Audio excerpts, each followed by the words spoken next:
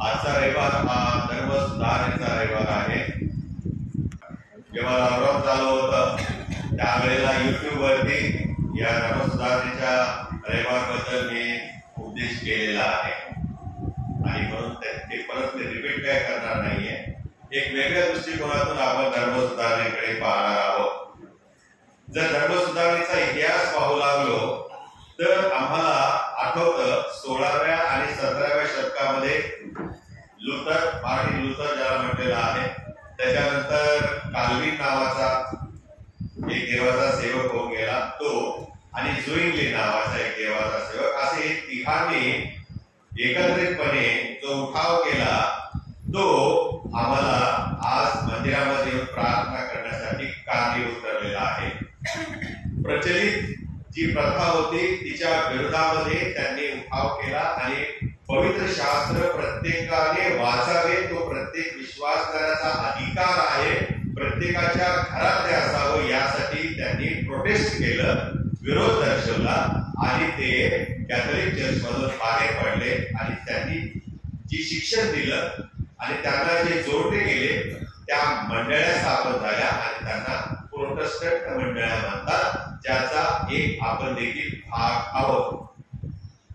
माझ्या आशय तुम्हाला हे कळालेलं आहे। सविस्तरपणे गेल्या वर्षीच्या ऑक्टोबर महिन्यातील शेवटच्या रविवारचा YouTube वरील संदेश तुम्ही ऐकू शकता। आणि हे एक देवाच्या आत्म्याचं मोठं काम होतं प्रिया। जे पवित्र शास्त्र बंदिस्त ठेवण्यात आलेलं होतं, फक्त पालकांनी, पोपने आणि ठराविक लोकांनीच वाचणे अपेक्षित होतं, त्याच्यातून परमेश्वराने हे बायबल, हे देवाचं स्वतःचं वचन बाहेर काढलं आणि ते काढण्यासाठी या तिघांना प्रेरणा दिली आणि आत्म्याने चालवलेलं आहे। आणि म्हणून हे संजीवन काही पहिलंच नव्हतं बरं का। ही धर्म सुधारणा जी झाली ही काही पहिलीच नव्हती।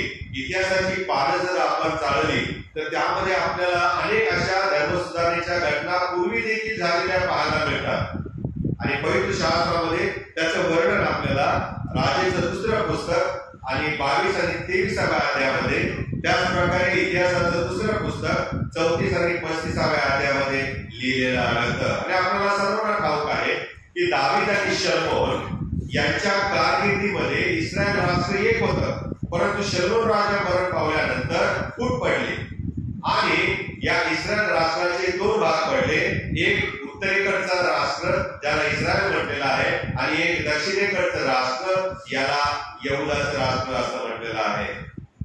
पुढे आम्ही पाहतो इतिहासामध्ये की इस्रायलचं जे राज्य होतं त्या ठिकाणी 10 राष्ट्र एकत्र होती, त्यांच्यामध्ये यरुशलेम ही त्यांची राजधानी झालेली होती आणि त्यांच्यामध्ये आध्यात्मिक आणि नैतिक पतन खूप झालेलं होतं आणि देवाला ते आवडलं नाही आणि म्हणून देवाने त्यांना गुलामगिरीमध्ये पाठवलं आणि गुलामगिरीमध्ये गेल्यानंतर मग त्यांना यरुशलेमची आठवण यायला लागलेली आहे। बाबिलोनच्या त्या नदीच्या किनारी बसल्यानंतर त्या गुलामगिरीमध्ये असताना जो त्रास सहन करायला लागत होता ते सगळं पाहिल्यानंतर त्यांना आपल्या देशात, आपल्या घरी किती आपण आनंदात होतो याची आठवण येऊ लागली। परंतु यहुदाचं जे राष्ट्र होतं त्या राष्ट्रामध्ये दोनच राष्ट्र होती, वरती 10 होते इस्रायलचे आणि यहुदाच्या राष्ट्रामध्ये यहुदा आणि बेन्यामीन असे दोघंच हे वंशज होते आणि असं म्हटलेलं आहे यांच्यामध्ये पतन कमी होतं परंतु त्यांचंही पतन झालेलं होतं आणि 100 वर्ष म्हणजे इस्रायल राज्य जे होतं ते गुलामगिरीत गेल्यानंतर 100 वर्षांनी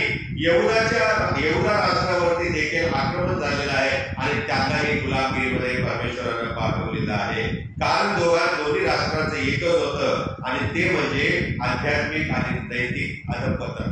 म्हणून यहुदा हे जे राष्ट्र आहे हे पतनाच्या कडेलोटावर आलेलं होतं ज्या वेळेला योशिया राजा राज्य करू लागला आणि जेव्हा हा राजा राज्य करू लागला त्यावेळेला त्याचं वय अवघे 8 वर्षाचे होते। किती? 8 वर्षाचे होते। आणि मग असं म्हटलेलं आहे की त्याची तुलना जी आहे ते त्याच्या अगोदर आणि नंतर झालेल्या राजांच्या बाबतीत करता येत नाही। असा विशिष्ट प्रकारचा हा योशिया राजा होता ज्याचं वर्णन राजेचं दुसरं पुस्तक 22वा अध्याय आणि 2ऱ्या आणि 3ऱ्या वचनामध्ये लिहिलेलं आहे। कारण असं लिहिलेलं आहे त्या ठिकाणी, वाचा बरं, राजेचं दुसरं पुस्तक 22वा अध्याय 2रं आणि 3रं वचन, त्याचं वर्तन जे आहे या योशियाचं परमेश्वराला खूप आवडलं होतं।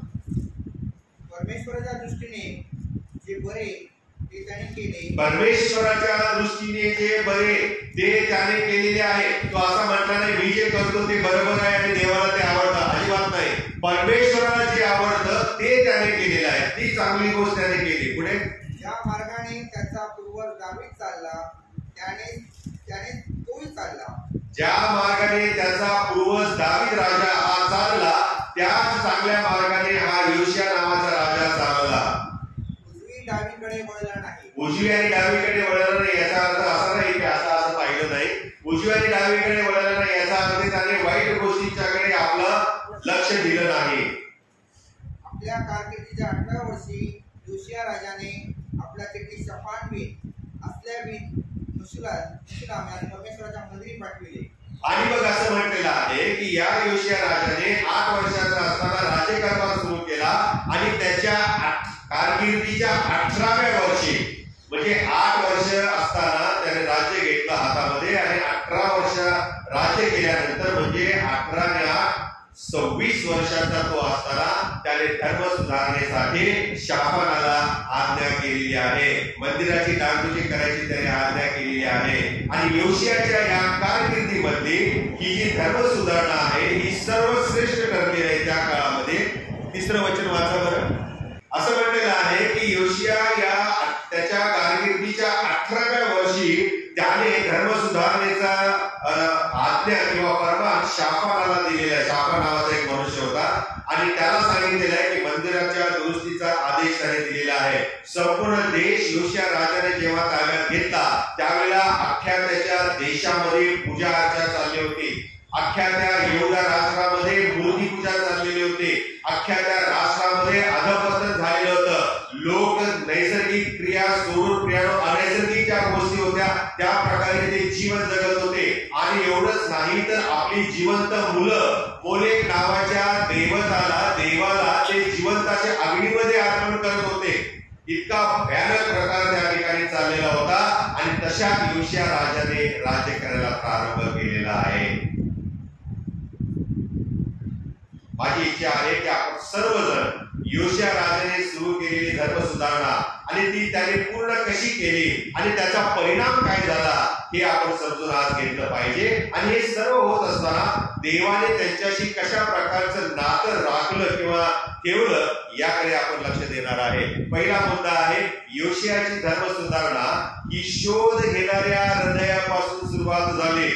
योशियाला देवाने चालवले तर होतेच, परंतु असं म्हटलेलं आहे आपण मगाशीच वाचलेलं आहे योशियाच्या अगोदर 250 वर्षापूर्वी योआश नावाचा राजा राज्य करत होता आणि त्याच्यानंतर 250 वर्ष प्रियानो या मंदिराची दुरुस्ती झालेली नव्हती. मग काय चाललं होतं? 250 वर्ष जर लोकांनी मंदिराकडे पाहिलं नाही तर लोक काय करत होते? लोकांचं लक्ष कुठे होतं? आणि मग त्यामध्ये या राजाला योशियाला प्रेरणा कशी मिळाली की आपण देवाच्या मंदिराची डागडुजी करावी. इतिहासाचं 2रं पुस्तक 34वा अध्याय आणि 3ऱ्या वचनामध्ये लिहिलेलं आहे आपल्या कारकिर्दीच्या 8व्या वर्षी योशिया आपला पूर्वज दावीद याच्या परमेश्वराच्या भजनी लागला. 8व्या वर्षी हा योशिया नावाचा मुलगा देवाच्या भजनी लागलेला आहे. देवाची आराधना करू लागलेला आहे, देवाची सेवा करू लागलाय. आणि त्याला ही प्रेरणा कोणापासून मिळाली? आजचा आजोबा. आणि हा आजोबा जो होता आजोबा असेल कदाचित तो दावीद हा राजा देवाचे भय बाळगणारा होता, देवाची सेवा करणारा होता, देवासाठी बेफाम नाचणारा होता, देवाची गाणे गाणारा होता. आणि मग त्याचं हे सगळं जीवन या लेकरानं पाहिलं आणि म्हणाला मी यांच्यासारखंच होणार. आणि 8 वयाचा असल्यापासून तो देवाची पूजा अर्चा करू लागला, जिवंत देवाची पूजा अर्चा करू लागलेला आहे. अगदी लहान वयामध्ये त्याने हा मार्ग पत्करला. आणि मग असं पुढे लिहिलेलं आहे, काय वाचा बरं पुढे. आपल्या कारकिर्दीच्या 8व्या वर्षी तो अल्पवयी असताना आपला पूर्वज दावीद याच्या देवाच्या भजनी लागला.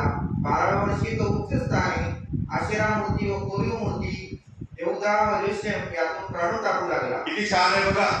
आपल्या नातेवाईकांच्याकडून काय शिकावं हे हा मुलगा शिकवतोय. असं म्हटलेलं आहे 8 वर्षाचा असताना तो देवाच्या भजनी लागला आणि 12व्या वर्षी त्याने काय केलं म्हणजे कारकिर्दीच्या 12व्या वर्षी म्हणजे 8 आणि 12 20 वयाच्या 20 वयाचा असताना त्याने उच्च उच्चस्थानी स्थापित केलेली आशेरा मूर्ती त्याने खाली काढली आणि तिचा नाश केलेला आहे. देवासाठी तो इतका ईर्ष्यावान झालेला होता. आम्ही ईर्ष्यावान कोणासाठी व्हायचं आहे? देवासाठी व्हायचं. जे चाललेलं आहे ते व्यवस्थित चालावं, देवाच्या नियमानुसार चालावं, यासाठी आम्ही ईर्ष्यावान व्हायला पाहिजे असं योशिया आम्हाला शिकवत आहे. यातली 2 वाक्य फार महत्वाचे जी माझे लक्ष वेधून घेतलेली आहे. त्याने काय केलं? यहुदा आणि यरूशलेम मधील उच्च स्थान, आशेरा देवीचे खांब आणि कोरीव मूर्ती जी होती आणि ओतीव मूर्ती होती यांची मोडतोड केली. जिवंत देवाची आराधना सोडून जे इतर देवदेवतांची आराधना चाललेली होती आणि त्यासाठी ज्या गोष्टी उपलब्ध केलेल्या होत्या मंदिराच्या मध्ये, त्या त्याने नाश केलेल्या आहे, मोडून टाकलेल्या आहे. आवेश आल्यानंतर मनुष्य असा करतो, नाही का? असा करतो. आणि म्हणून आपल्या मंडळीमध्ये जेव्हा असे काही विचित्र प्रकार चालतो तेव्हा काही माणसं खूप आवेशी होतात. असं मी हे करू का, माझं किती करू का, मी याला हे करतो त्याला ते करतो. आणि अशाच प्रकारे योशियाने पण केलेलं आहे. त्याने मंदिराच्या सगळ्या मूर्ती नाश केल्या, तोडलेल्या आहे. याची 2 वाक्य जी आहे ती फार महत्वाची आहे. त्या वचनातील 8व्या वर्षीच योशिया त्याचा पूर्वज दावीद याच्या परमेश्वराच्या भजनी लागला आणि लहान वयातच त्याने हा मार्ग पत्करला असं शास्त्रात लिहिलेलं आहे. बराच मी सांगत नाही. आणि म्हणून या 2 वाक्यामध्ये आपल्याला कळतं की योशिया राजा जो होता, हा जो मुलगा होता, तो मनापासून देवाचं भय बाळगणारा होता, देवाच्या मार्गाने चालणारा होता. आणि हा तरुण होता तरी देवाने त्याला देवाच्या मार्गात चालतो म्हणून राजा केलेला आहे. काय केलेलं आहे? राजा केलेला आहे. दावीदाचं तुम्हाला उदाहरण माहिती आहे का? दावीद हा देवावर खूप प्रेम करणारा होता आणि म्हणून त्याच्या इतर भावनापेक्षा देवाने त्याचीच नेमणूक केली आणि त्याला मेंढपाळ या अवस्थेमधून काढला आणि यरूशलेममध्ये इस्रायलचा राजा म्हणून नेमलेला आहे. मोठं होण्यासाठी प्रियानो, मी मोठा आहे सांगण्याची गरज नाही. मोठी मोठी कामं, चांगली कामं करण्याची गरज नाही. आम्ही जर देवाचं भय धरलं ना आणि परमेश्वराच्या मार्गाने चाललो ना, प्रभू आपसुकच आपल्याला उच्च स्थानी बसवतो. ते त्याचं काम आहे. जेव्हा आम्ही त्याचं भय धरून त्याला संतुष्ट करतो तेव्हा तो आम्हाला उच्च स्थानी बसवतो. शोध घेणाऱ्या हृदयामध्ये परमेश्वर येतो आणि म्हणून स्तोत्रकर्ता असं म्हणतो, बघणारे अनुतप्त हृदय तू तुच्छ मानत नाहीस. जर एखाद्या करणारे प्रभूकडे गेलो तर प्रभू आमच्यामध्ये येतो आणि आमच्यामध्ये वस्ती करतो. आणि हीच गोष्ट या योशियाच्या बाबतीत झालेली आहे. लहान मुलगा होता, 8व्या वर्षी, तो खूप धार्मिक होता, आजोबांकडून काय शिकायचे त्याला चांगलं कळलं होतं. त्याचा जो देवावरचा विश्वास होता तो मात्र प्रियानो, आणि जो देवाचं काम तो करत होता त्याची प्रशंसा या योशियाने केली आणि ते उदाहरण त्याने आपल्या जीवनामध्ये ठेवलेलं आहे. आणि म्हणून तो देवासाठी ईर्ष्यावान झाला. देवाने त्याचं जीवन पाहिलं आणि प्रियानो त्याने त्याला उच्च स्थळी ठेवलेलं आहे. कधी कधी आम्हाला असं वाटतं प्रियानो, कोणीतरी आमच्या जीवनाला अर्थ द्यावा, उभारी द्यावी, माझ्या जीवनाला कोणीतरी दिशा द्यावी, म्हणजे मग जगण्याचं मला काहीतरी कारण होईल. देव बाप तुमच्याशी व्यवहार करू इच्छितो, लक्षात घ्या. परंतु तुटल्यासारखं जर वाटत असेल, पायदळी तुडवल्यासारखं वाटत असेल, कोणी मला विचारतच नाही असं वाटत असेल, मी कवडीमोल आहे का असे जर भावना निर्माण होत असेल, तर देवा तुमच्यासाठी हे वचन आज देत आहे. यशिया 42 आणि 3रं वचन लिहिलेलं आहे, चेपलेला बोरू तो मोडणार नाही, मिणमिणीत वाद तो विझवणार नाही, तो सत्याने न्यायाची प्रवृत्ती करेल. सत्याने न्यायाची प्रवृत्ती करेल. हो प्रिया, आणि म्हणून स्वतःला कमी देखू नका, पण ते कमी न लेखता देवासाठी फिट होण्याचा प्रयत्न पण करू नका.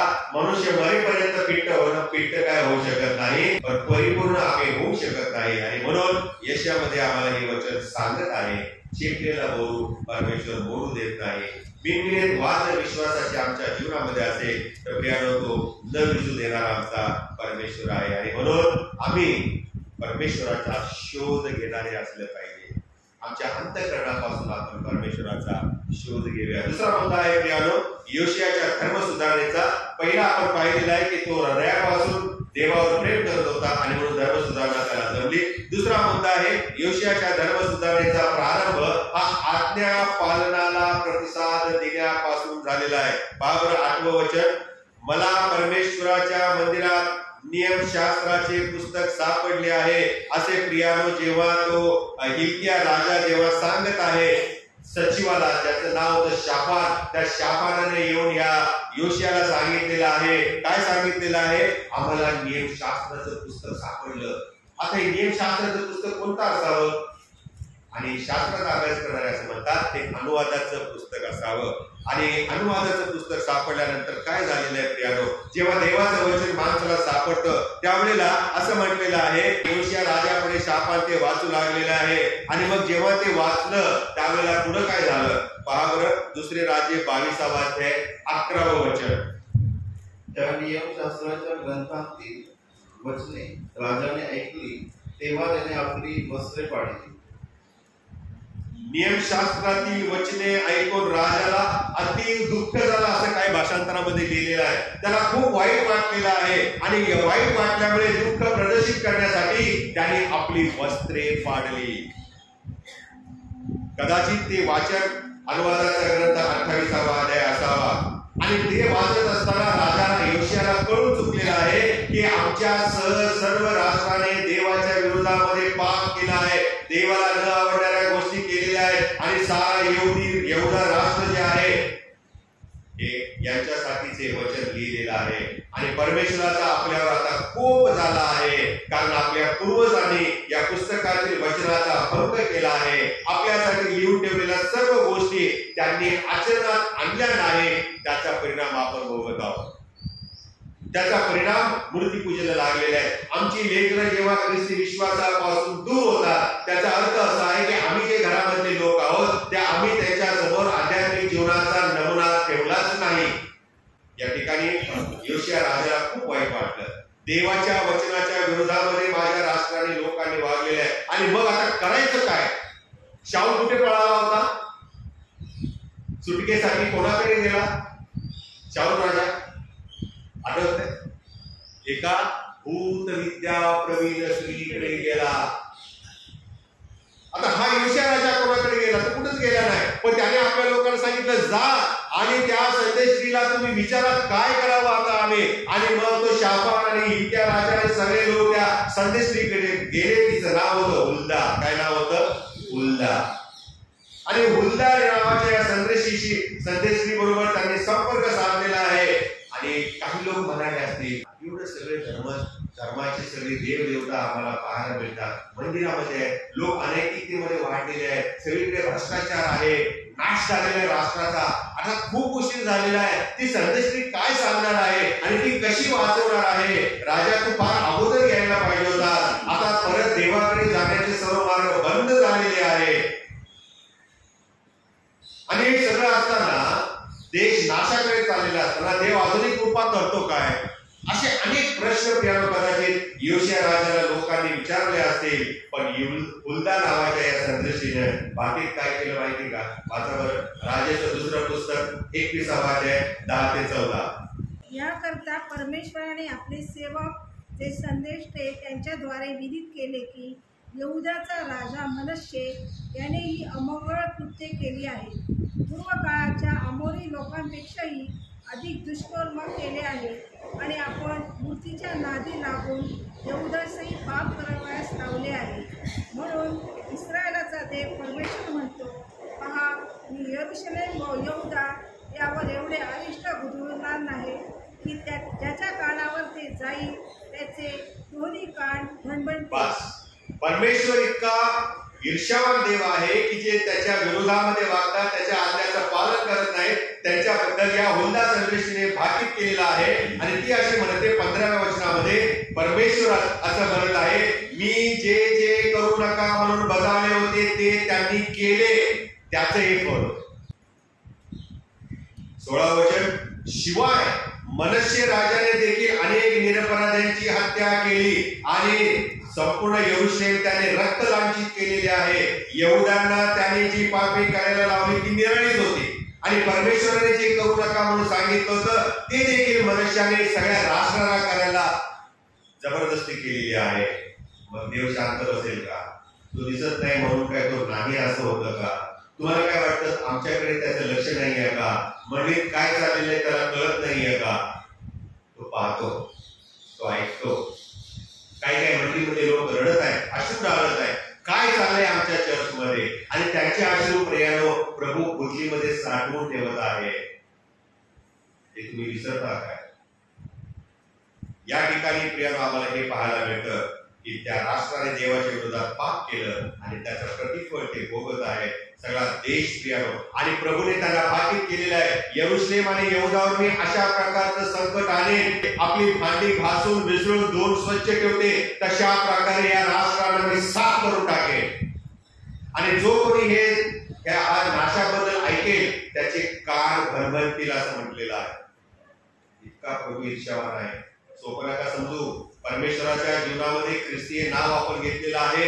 एवढं सहजासहजी आम्ही सुटणार नाही. देवाच्या न्यायाचा प्रसंग अतिशय कठीण असणार आहे. आमची तावून सुलाखून परीक्षा घेतली जाणार आहे प्रियानो. आणि म्हणून आम्ही समाजात, आम्ही घरात, आम्ही मंडळीत कसे वागतो, काय बोलतो, आमचं वागण्याची पद्धत काय, बोलण्याची पद्धत काय, आमचं इंटेन्शन काय आहे, या सगळ्या गोष्टी प्रियानो रेकॉर्ड होल्या घेतले. आमची प्रत्येक उठणं बसणं, प्रत्येक शब्द नेहमी रिपोर्टिंग चालू आहे प्रिया. आणि म्हणून त्या परमेश्वराकडे आमचं सगळं रेकॉर्ड होत आहे. न्यायाच्या दिवशी प्रियानो आम्हाला ते विचारणार आहे. येशूवर विश्वास केला, प्रभुभोजन घेतो, बाप्तिस्मा झाला, दृढीकरण झालं, सगळं झालं असं नाही. न्याय मला चुकणार आहे असं अजिबात नाही. मनुष्य जे पेरेल त्याचीच तो कापणी करणार. हा नियम पृथ्वीच्या सुरुवातीपासून शेवटपर्यंत प्रभूने लावलेला आहे. आणि म्हणून योशिया म्हणू शकला असता त्या लोकांना की बाबानो, बरोबर आहे तुम्ही म्हणता ते बरोबर आहे, आता खूप उशीर झाला, एक काम करतो मी जातो, परत गाडीवर जाऊन बसतो. पण तसं केलेलं नाही. त्याने तसं म्हटलेलं नाही. आम्ही आमच्या मंडळीत बोलतो जाऊ दे ना, आपल्याला काय करायचंय, प्रभूचं घेतं ना, बघतं ना, पाठाचा संदेश चांगला असतो, ऐकलं ना, घर गाठायचं. आम्ही अशा मनोवृत्तीने चर्चला येत असतो की ह्या चर्चमध्ये चाललेल्या गोष्टीशी आमचं काही देवाणघेवाणीचा काही संबंधच नाहीये. पण मला तुम्हाला सांगू द्या, हे पण रेकॉर्ड केलं जात आहे प्रभूकडे. आमचे देवदूत नेहमी जातात आणि सांगत असतात. योशियाच्या जागी जर आपण असतो तर काय केलं असतं? मंदिरामध्ये मूर्त्या आहेत, मंदिरामध्ये इतर देवदेवतांच्या उपासना चालू आहे. बाहेर गेलो तर सगळीकडे प्रियानो जागोजागी या मूर्त्या बसवलेल्या आहेत. लोक जिवंत देवाला सोडून प्रियानो त्या देवतांच्या मागे लागले. तुम्ही आणि मी असतं काय केलं असतं? आज दूर मोकळे झाला असतो. प्रभू याला मी काय जबाबदार नाही. किती वेळा सांगितलं हे काय ऐकत नाही. हे नाशाच कारणीभूत आहे. देवाचा नाही आम्हीच करून टाकतो. ठीक आहे, हे म्हणणारच आहे, ते सगळे नरकाचे भागीदार आहे. आम्हीच फक्त स्वर्गात जाणार आहे. गडबड होण्याची शक्यता आहे. आणि योशियाने प्रियानो असं म्हटलेलं नाही. तो असं म्हणाला, जरी उशीर झालेला आहे, जरी माझा अख्खा देश हा मूर्तीपूजेच्या मागे लागलेला आहे, जरी तो हैवानासारखा वागत आहे, जरी तो भ्रष्टाचारी झालेला आहे, जरी तो नाश पावलेला आहे, तरी देखील मी सुधारणा करणारच. कारण त्याच्यामध्ये देवाचा आत्मा होता. देवाच्या आत्म्याने तो उभा राहिला, एकटाच होता. आणि म्हणून योशिया म्हणाला, मी आणि देव मेजॉरिटी आहे, मी धर्मसुधारणा करणारच. जरी उशीर झालेला असला, जरी राष्ट्र अधोगतीला पोहोचलेलं असलं, जरी आता कडेलोट होणार असला, तरी मी सुधारणा करणारच. आणि प्रियानो, हे त्याच्या आज्ञा पालनाचं प्रतीक ठरलं. देवाने त्याला ज्या गोष्टीसाठी नेमलं, तो विरोध असताना देखील तो काम करत राहिला आणि त्याने धर्म सुधारणा केली. आणि म्हणून धर्म सुधारणेच्या वेळी ज्यावेळेस उपदेश केला जातो, योशियाने केलेली धर्म सुधारणा याच्यावरती मनन केलं जातं. प्रियानो, देव माझी प्रार्थना ऐकेल का असं आपल्याला वाटतं. माझी भक्तीची पद्धत आहे ती मला उत्तेजन देईल काय असं आम्हाला कधी कधी वाटतं. मी जी सुवार्तेचा प्रसार करतो किंवा सुवार्ता सांगतो ती देवाला आवडते का, आणि तशा प्रकारे केली तर चालेल का, हे जे आमचे जे प्रश्न आहेत प्रियानो, हे असे प्रश्न करण्यापेक्षा हे सत्य आहे का, मी जे करतो ते योग्य आहे का, हा प्रश्न प्रत्येकाने स्वतःला विचारला पाहिजे. नेहमीच उदाहरणार्थ सांगतो, नेहमीच सगळीकडे जाताना मोटरबाईक वापरणं गरजेचं आहे का? सगळीकडे जाताना कार घेऊन जाणं गरजेचं आहेच का? पब्लिक व्हेकल, सार्वजनिक वाहनाने मी जर गेलो तर प्रॉब्लेम आहे का? उलट ग्लोबल वॉर्मिंगला खाली आणण्यासाठी, त्याचं संरक्षण करण्यासाठी मी हातभार लावणार नाही का? हो, ग्लोबल वॉर्मिंग या सगळ्या गोष्टींमुळे वाढत आहे. वाहनांच्यामुळे ती कमी करायची असेल तर मी माझी गाडी कशाला काढू बाहेर? मला जवळच जायचंय. मार्केटला जाताना पण आम्हाला बाईक लागते. आणि आम्ही आमच्याच नाशास कारणीभूत ठरत आहे. कधी कधी प्रियानो दुसरं उदाहरण सांगतो, एखाद्या विकलांगाला आम्ही जेव्हा मदत करतो ती त्याच्या समोर न करता, फोटोग्राफी न करता त्याला अज्ञात रीतीने जर पुरवली तर त्याला आपलं नाव माहित नाही, त्याला किती आनंद वाटेल. तो आपला आभार मानणार नाही का, ज्या कोणी मला हे दान दिलेलं आहे किंवा कपडे दिले, अन्न दिले, ते खरोखर दानशूर आहे, त्यांचे मी आभार मानतो. असं पण आपण करू शकतो ना. कधी कधी प्रियानो जर देवाला आम्ही दशमांश देत आहे, परंतु जर दशमांश देत आहे, 10% देत आहे, समजा एखाद्याने असा विचार केला 10च्या ऐवजी तुम्ही जर 20% दिला तर चर्चमध्ये आणखी काम होणार नाही का देवाचं. आम्ही अशा प्रकारे विचार करायला शिकलं पाहिजे. एवढी आमची आध्यात्मिक प्रगती झाली पाहिजे.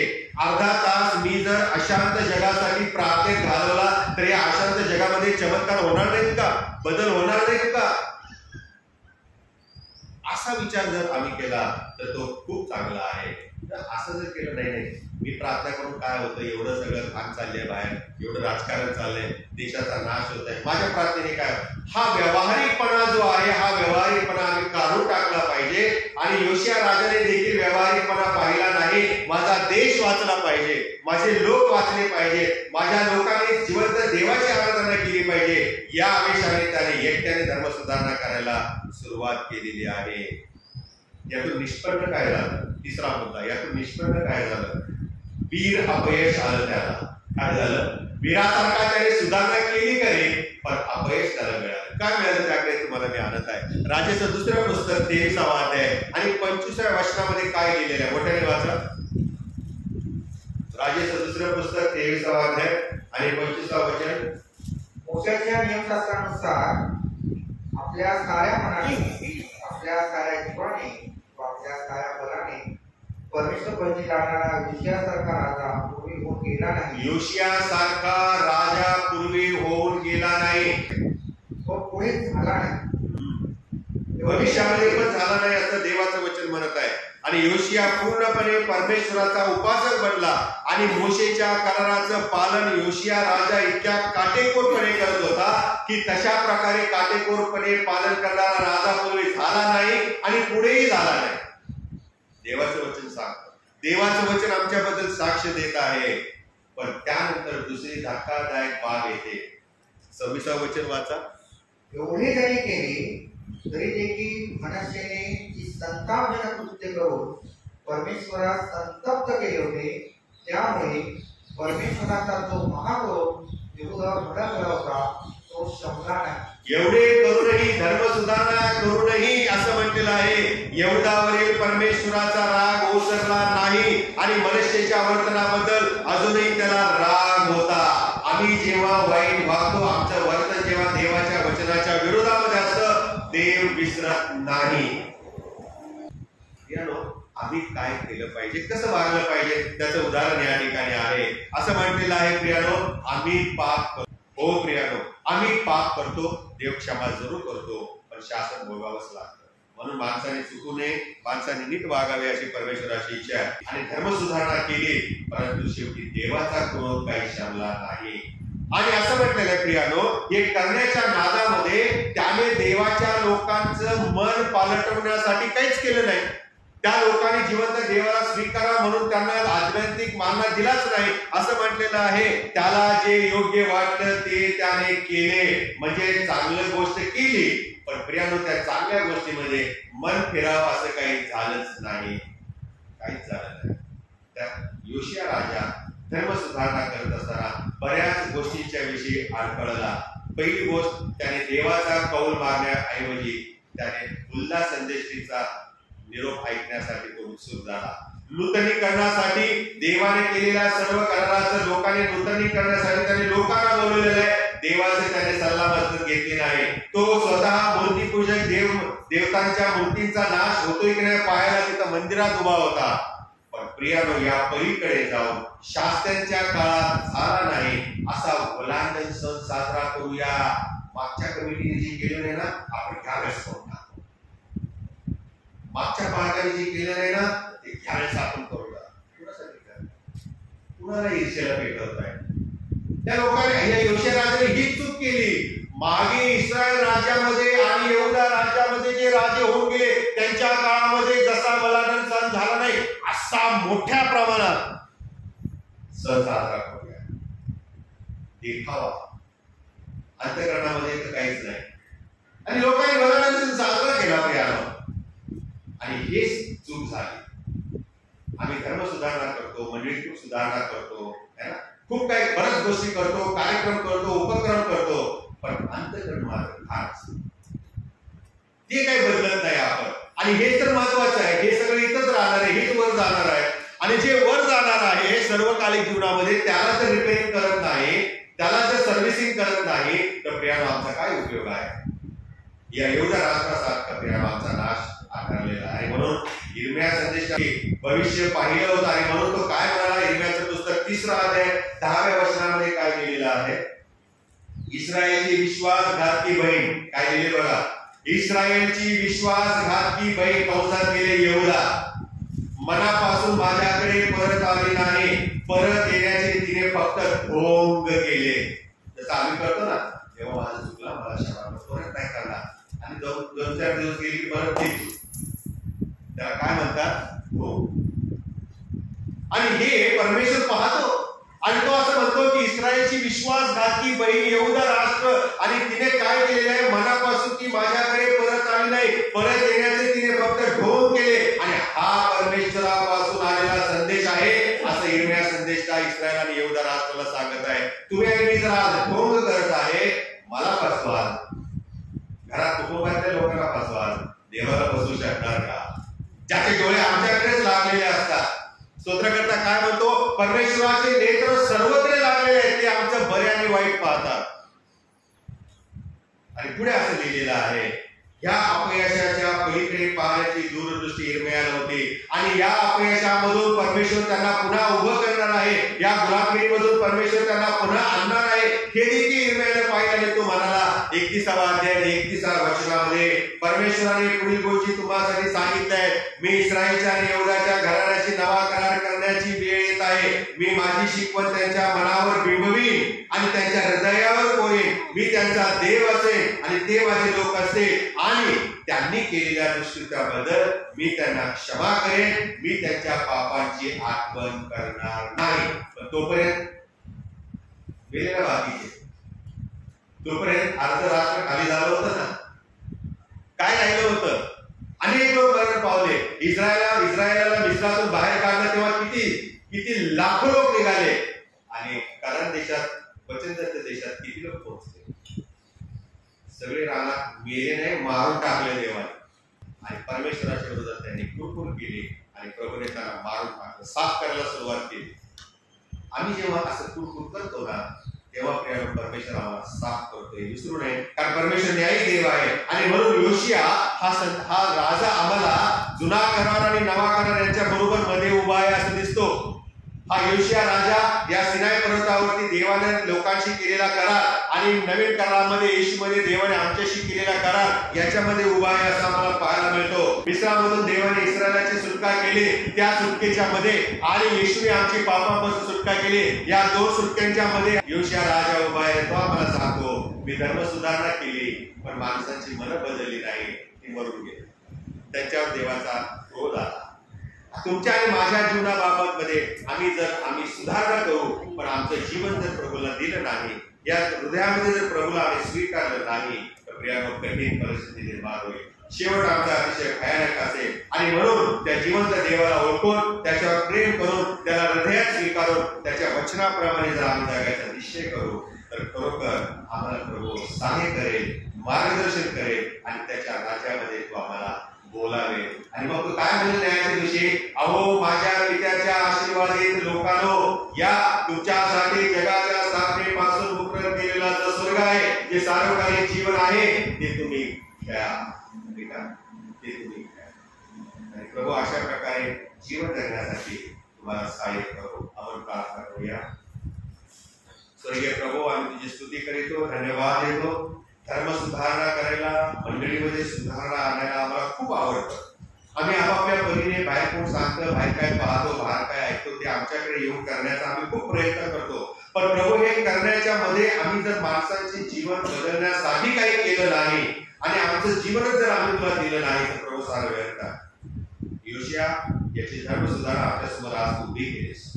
त्याने मंडळीमध्ये तिच्या मंदिरामध्ये चाललेली नासधूस थांबवली, भ्रष्टाचार थांबवला, मूर्त्या बंद केल्या, मोडतोड केली, स्वच्छ केलं, पण माणसाचं जीवनच बदललं गेलं नाही. तुझा राग तसाच राहिला. तू त्यांच्यावर न्याय आपला आणलास आणि त्याला बस केलं. आम्ही प्रभू तुझ्या वचनाचं मनचिंतन करत असताना, प्रभू देव बाप्पा, आम्ही सगळ्या गोष्टी करत असताना स्वतःचं जीवन तुला दिलं आहे का? ते आमच्या हृदयामध्ये तुला स्वीकारलं आहे का? आमची प्रत्येक कृती ही तुझ्यापासून आहे का? तुला गौरव देणारी आहे का? याचा आम्ही विचार करावा, म्हणून तो आम्हाला सहाय्य कर. येशूच्या नावात